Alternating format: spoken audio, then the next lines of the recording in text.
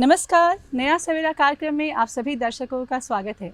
दर्शकों, इतिहास के वीरों की जब भी बात होगी तो अभिमन्यु का जिक्र जरूर होगा। अभिमन्यु बहुत ही कम उम्र में एक महान योद्धा तो बन गए, पर गलत नीति के बनाए गए चक्रव्यूह में वो ऐसे फंसे कि उससे वो बाहर नहीं निकल सके। ये तो बात हो गई इतिहास की, पर वर्तमान समय में भी एक चक्रव्यूह है जो बना हुआ है गलत नीति से, गलत धारणा से, जिसमें युवक और युवतियां फंसते चले जा रहे हैं। जी हाँ, हम बात कर रहे हैं मुख्य धारा से भटके हुए लोगों की, जिस पे शिकंजा कसने के लिए केंद्र सरकार, राज्य सरकार विभिन्न तरह की योजना चला रही है। केंद्र सरकार, राज्य सरकार विभिन्न तरह की योजना चला रही है, जिसका सकारात्मक रिजल्ट हमें देखने को मिल रहा है। साथ ही साथ हम आपको बताएं कि पुलिस प्रशासन भी सहयोग कर रही है, और एक अच्छी बात ये हुई है कि वन विभाग भी इस कार्य में अपना हाथ बढ़ा रहा है। दर्शकों, आज के अंक में हम आपको लिए चल रहे हैं बनालात। बनालात बनारी क्षेत्र का हिस्सा है जो गुमला जिला के अंतर्गत आता है। वहाँ पे हम चल के देखेंगे कि बनालात के लोगों की ज़िंदगी कैसे सुधर रही है, लोगों का आर्थिक, सामाजिक, बौद्धिक विकास कैसे हो रहा है। तो हमारे साथ रुक कीजिए, बनालात बनारी क्षेत्र, गुमला जिला।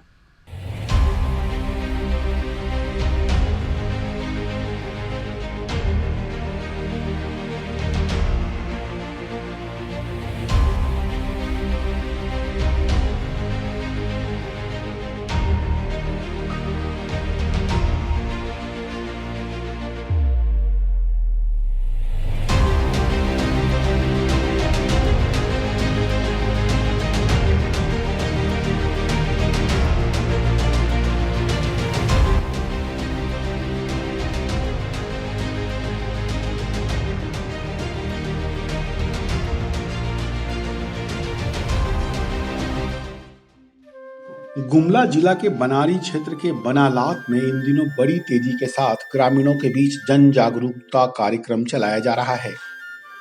जागरूकता कार्यक्रम का उद्देश्य है कि सरकार की जो योजनाएं हैं, उन योजनाओं का बनालात पंचायत के ग्रामीणों को लाभ मिल सके। एक समय था जब बनालात पंचायत के निवासी युवक युवतियां रोजगार की तलाश में पलायन के लिए मजबूर हो गए थे। वे अपने ही गांव घर व खेती बाड़ी छोड़कर दूसरे राज्यों में पलायन कर गए थे। नमस्कार, आज के अंक में हम गुमला के बनारी प्रखंड के बनालात गांव आ पहुंचे हैं। ये गांव कभी नक्सल प्रभावित क्षेत्र हुआ करता था, जिसके वजह से ना तो यहाँ विकास गतिमान था, ना ही लोगों के पास रोजगार था। लेकिन सरकारी नीति और वन विभाग के सहयोग से ये पूरी तरह से नक्सल मुक्त हो गया है। आज लोगों के पास रोजगार है और वो विकास की ओर अग्रसर है। तो आइए मिलते हैं यहाँ के लोगों से और जानकारी लेते हैं किस प्रकार वो नक्सल मुक्त होकर विकास की ओर अग्रसर हो रहे हैं। मेरा नाम बिंदेश्वर मुंडा है और हम बनारी के रहने वाले हैं। पहले यहाँ बहुत सारे नक्सली प्रभावित क्षेत्र था, लेकिन प्रशासन और वन विभाग के सहयोग से अभी हम लोग अच्छे से रह रहे हैं। थोड़ा सरकार की कौन कौन सी योजनाओं का लाभ उठा रहे हैं? आयुष्मान कार्ड बना हुआ है आपका? हाँ, बिल्कुल बना हुआ है आयुष्मान कार्ड। क्या होता है आयुष्मान कार्ड से? उसे सरकार की तरफ से कोई भी अगर बीमारी होता है तो उसे हम लोग को इलाज करने में सहयोग मिलता है। कितने तक का इलाज मुफ्त होता है उसमें? उसमें 5 लाख तक का फ्री ऑफ कॉस्ट प्रोवाइड किया जाता है। राशन कार्ड वगैरह है आपका? हाँ, बिल्कुल है। राशन वगैरह लेते हैं आप? हाँ, लेते हैं। पहले जब यहाँ पे सड़क वगैरह नहीं था तो कैसे आना जाना होता था आप लोगों से?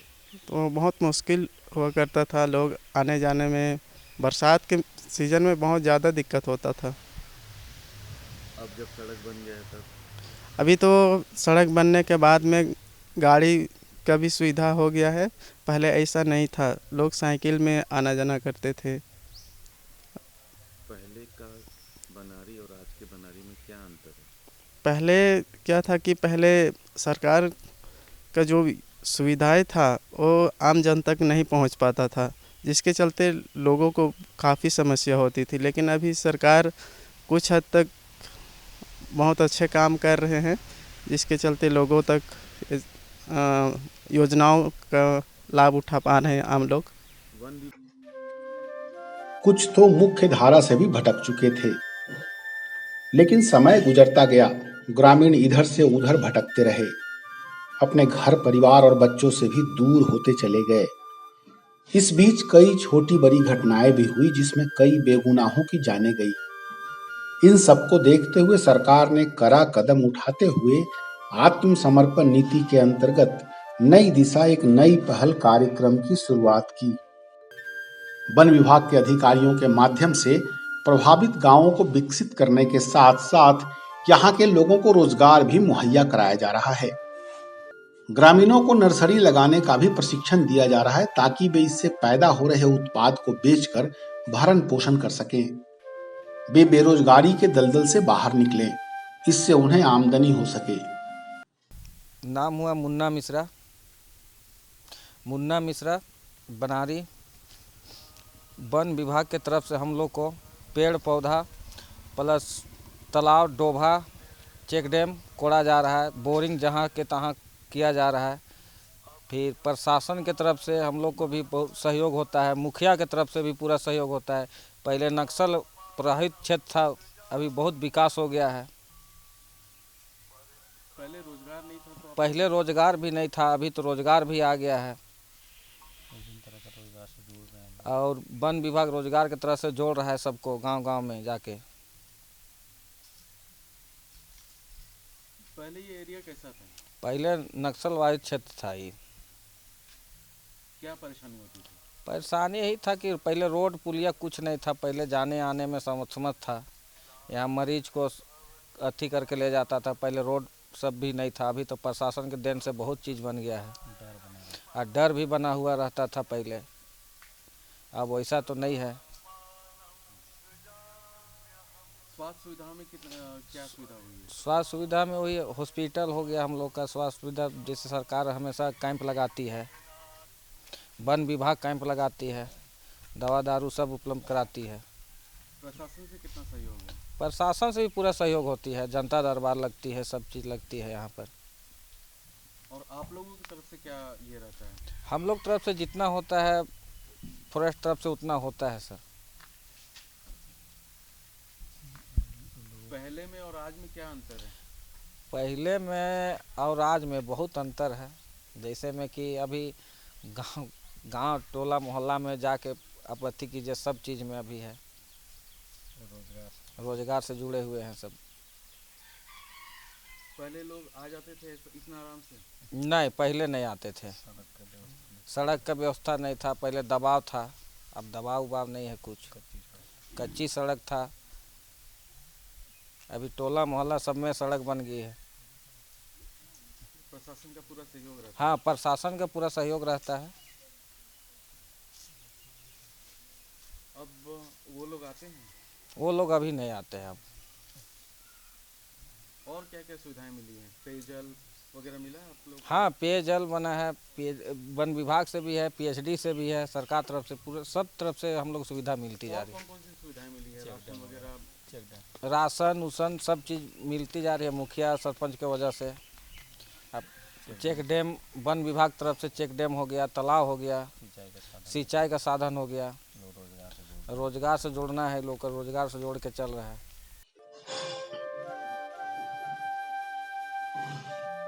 इस कार्यक्रम के अंतर्गत सरकार की जो महत्वाकांक्षी योजनाएं थी, उन योजनाओं का लाभ जिला प्रशासन, सीआरपीएफ, पुलिस प्रशासन और स्थानीय वन विभाग के अधिकारियों के माध्यम से ग्रामीणों तक पहुंचाया जा रहा है। जगह जगह जागरूकता शिविर लगाकर आत्मसमर्पण नीति के लाभ के बारे में बताया जा रहा है। सुरेश राव मेरा नाम है और इसी गांव के हैं।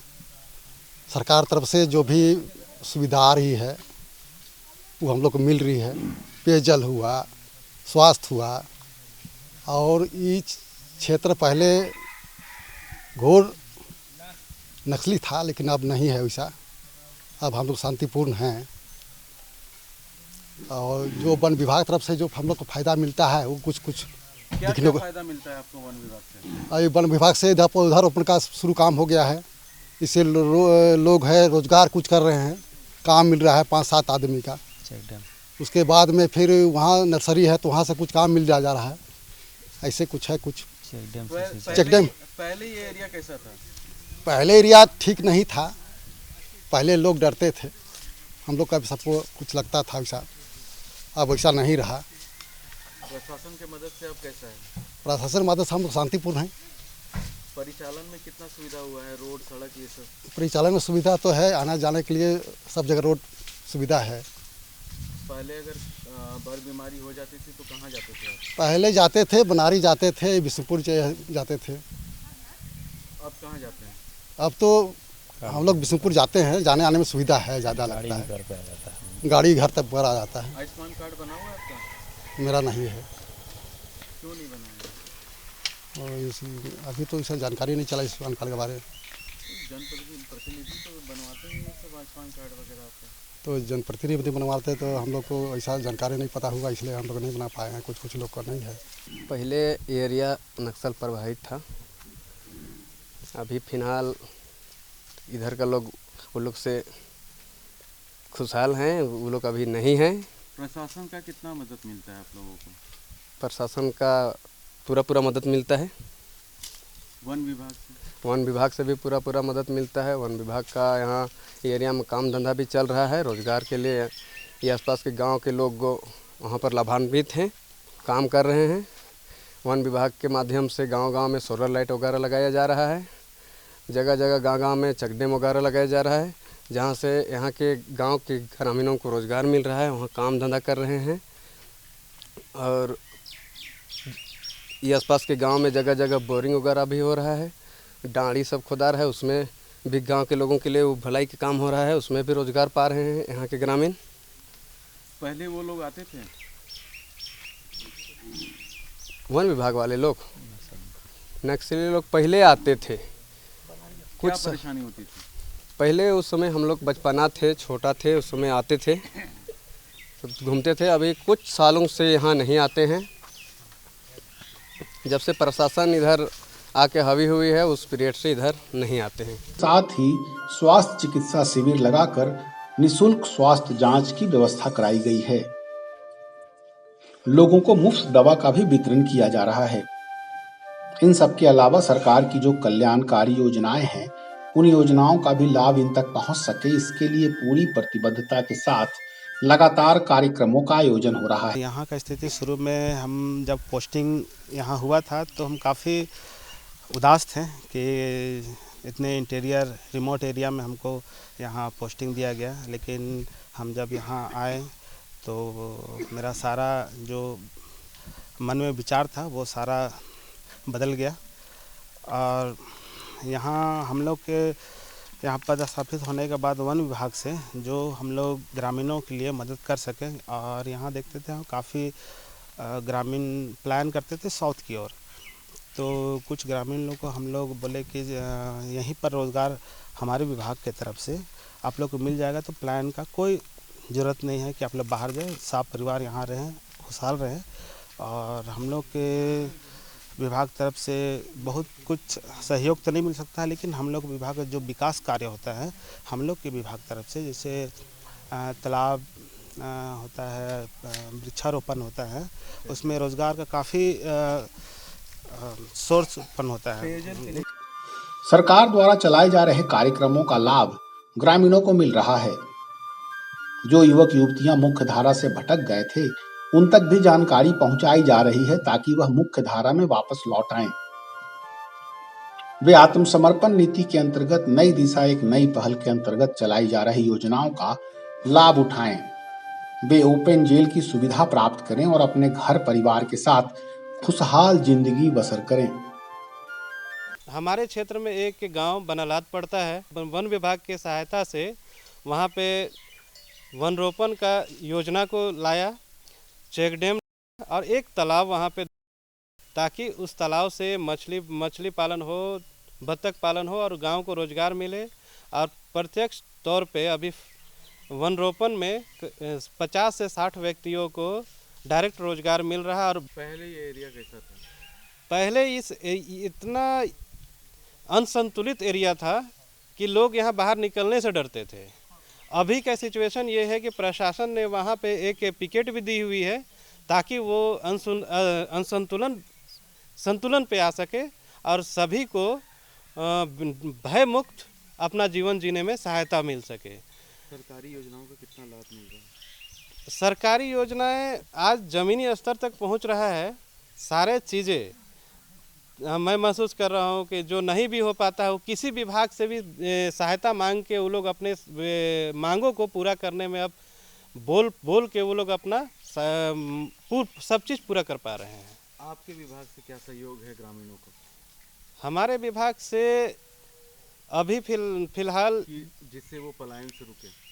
पलायन जब शुरू हुआ था उस समय हमने उन लोगों को समझाया कि पलायन ना करें, रोजगार यहीं पे उपलब्ध है। बस आप लोग को एक साधारण प्रयास करना है कि जो भी सरकारी योजनाएं आ रही हैं उसको आप लोग सब मिल के यहीं पे काम करके और अपना घर का भी विकास करें और देश का भी विकास करें। यही हमारा थीम था, जो लोगों को गांव वाले को समझाने में हम सक्षम हुए। ये और गांव वासी काफ़ी हद तक समझ के उसको यहाँ रोजगार प्राप्त कर रहे हैं। आत्मसमर्पण नीति को लेकर चलाए जा रहे जागरूकता कार्यक्रम का असर भी दिख रहा है। बड़े पैमाने पर युवक युवतियां मुख्य धारा में वापस लौट रहे हैं। उन्होंने अपने हथियार डाल दिए हैं। वे अब नई जिंदगी की शुरुआत कर चुके हैं। घर परिवार के बीच रहकर वे राज्य के विकास में भी अपना योगदान दे रहे हैं। मेरे क्षेत्र में बहुत सारा विकास कार्य चल रहा है। जैसे हम लोग 7 चेक डैम बनाए हैं, सारे में ग्रामीण का उपयोग के लिए है। उसमें मछली पालन कर सकते हैं, बत्तख पालन कर सकते हैं, उससे पटवन कर सकते हैं। फिर 4 जल मीनार बना रहे हैं जो ग्रामीणों को पानी पीने के लिए सुविधा मुहैया कराया गया है। खासकर अपने क्षेत्र में 9 स्थानों पर प्लांटेशन का कार्य इस साल होगा, जिसमें लगभग 450 हेक्टेयर एरिया कवर करेगा, जिससे ज़मीन पर हरियाली फैलेगी, फॉरेस्ट कवर बढ़ेगा। ग्रामीणों के रोजगार के लिए क्या विभाग कर रही है सर? ग्रामीण के रोजगार के लिए अभी फिलहाल 2 पत्ता प्लेट का संयंत्र लगाया जा रहा है। उसका उद्घाटन श्रीमान वन प्रमंडल पदाधिकारी के हाथों। उससे ग्रामीणों का स्वरोजगार में वृद्धि होगी, वे संपन्न होंगे और इससे वनों पर ग्रामीणों का प्रभाव थोड़ा हटेगा। उससे जंगल के फॉरेस्ट कवर को अच्छा वृद्धि होगा। साथ ही साथ हम लोग जहाँ प्लांटेशन अभिकृष्ट वनों का पुनर्वास हो रहा है, वहाँ पर ग्रामीणों का उपयोग के लिए तालाब का भी निर्माण करा दिए हैं। उसमें भी मछली पालन, बत्तख पालन करके ग्रामीण स्वरोजगार का उपयोग कर सकते हैं। पेयजल के लिए 4 जल मीनार बनाए हैं सुदूरवर्ती क्षेत्रों में, वन क्षेत्रों में, जहाँ पेयजल लोग कुआं से पानी पीते थे, वहाँ जल मीनार की व्यवस्था किया गया है ताकि स्वच्छ पानी मिल सके।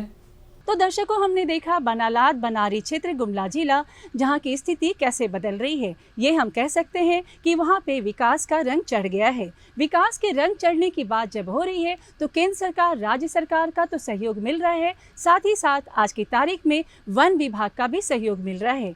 तो हम मिलेंगे वन अधिकारियों से और जानेंगे कि कैसे वो लोगों का पलायन रोक रहे हैं, कैसे वो जागरूकता कैंप चला रहे हैं, जिससे लोगों में आत्मविश्वास बढ़ रहा है। तो आइए रूबरू होते हैं वन अधिकारियों से।